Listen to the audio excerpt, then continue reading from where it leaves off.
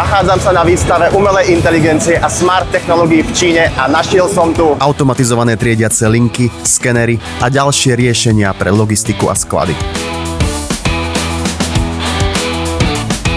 Priemyselné robotické ramená na zváranie a manipuláciu s balíkmi.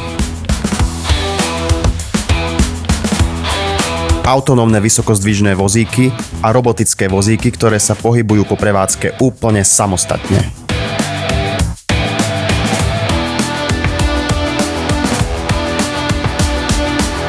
Čistiace roboty na podlahy, okná a solárne panely.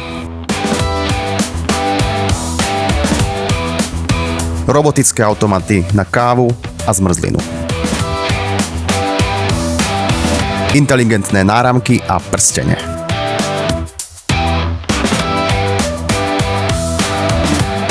Robotické psy a humanoidné roboty, ktoré dokážu prenášať náklad a obsluhovať stroje.